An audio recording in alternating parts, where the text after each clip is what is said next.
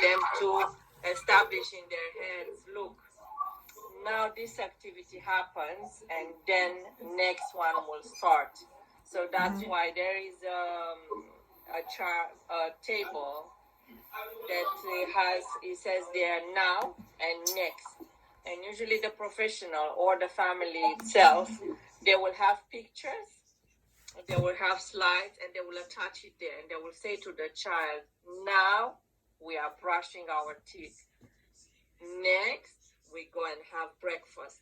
So then they will have in their head, okay, this activity I'm doing now, and I know what I'm preparing to for the next activity. Like this, you won't be taken by surprise. Yeah. Because even for you, Mamina, if I come and you have your phone in your hand watching something you like, and I'll just grab it from you, you'll be angry. You will not understand why I'm grabbing that phone from you. But if I come and I will say, Mamina, look, you are watching your phone now, but then in 5 minutes, you're going to have to come and have lunch. Then you will understand why in 5 minutes I will come and take the phone from you. Yeah. Then the frustration will not intervene. Then the meltdown will be prevented. Yeah. I think when it comes to autism and methods of communication, you really have to make sure that your communication is effective enough. And you also have to be patient because for children who are autistic and they also have ADHD, their attention is not for long anyway. So if you're not patient enough in getting the communication clearly out to them, you're going to trigger them and they will start going down the line of challenging behavior because they're going to get angry and they would have like multiple stress level because one, they're stressed that they cannot get their point across. And then two, they're angry that you've just done something without them understanding why you've done it. And three, they want to express themselves that they're not happy, but in their mind, they don't know what reaction is it that they can do that will let you understand how they're feeling. So they're just going to do anything. Do you see what I'm saying? That's why they even those things with the emotions. Because sometimes when they start having a meltdown or a frustration, then you show them and you say, how are you feeling now? And some of them, they might say the word if they recognize the emotion themselves, or some are there, they might point, I'm happy, I'm angry, I'm sad, I'm silly. So they will know how to point or to say about what they are feeling in that moment. Yeah. Mamina, you wanted to say something? Yes, I just want to throw light on what Adriana was saying. Sorry about the background noise. It's a Sunday, so everyone is here. The kids are always outside. That's all right. Yeah. Just to throw light on what you were saying. I think in ADHD too, you have similar way of taking a routine to the kids with regards to the activities that you're saying. You can show them that if we are done with this activity, we are moving on to this. Like a routine-based program. You're going to brush your teeth. After brushing your teeth, you're going to put on your uniform. After putting on your uniform, you're going to do this. With that, it will help them to know and develop their activities to know after this thing, this is what I'm going to do next. Yeah. And the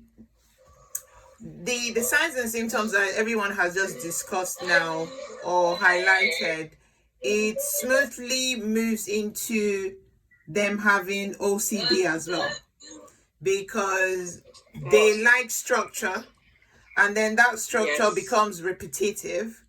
And because it becomes repetitive, it also needs to follow a particular line. And if you don't do it in the way they're used to, it becomes another problem again. So we find out that children who are autistic and they've got the speech and language delay, they also become, their attention comes into it shortened. And then they also have OCD. So if you're a carer supporting either a child or an adult that is autistic, what would you say your roles and responsibilities are in line to the government legislation? Because that's also important. What would you say if I pass it on to you, Adriana, to say, okay, a frontline carer to someone who is autistic and they have ADHD and OCD, what would you say your roles and responsibilities are when you're supporting them? First of all, you have to know very well their routine. So you have to know the program day by day. If any new things are appearing in that program or other things that, for example, they have to travel to somewhere and they've never been before, you will have to prepare them on time.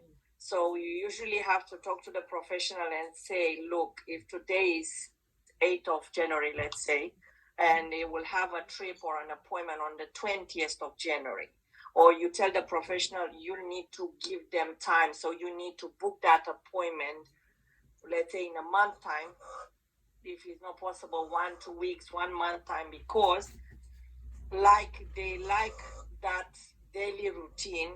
You need to repeat to them every day to prepare them for a new situation. Yeah. And this is how you will have less challenging behavior. Yeah. So to give you an example, with a child, if every day he knows that he's waking up, he's going to school, from school he's coming home, or let's say he's going to park.